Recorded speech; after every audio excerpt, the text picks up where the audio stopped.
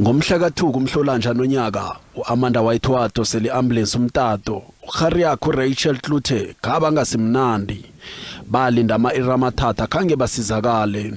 Bagcina sebathola ikoloyi kubomakhelwana, kodwa bathi nabafika esbhedlela i-Abraham Esau wabhubha.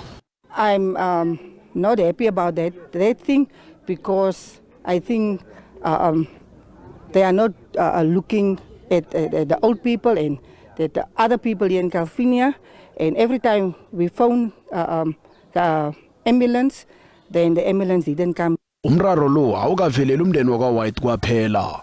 We have a small child who has a brain tumor. Last time we called them, we wait more than 5 hours. 5 hours. Because, and then the police come afterwards. You must wait for a long time and then he's come.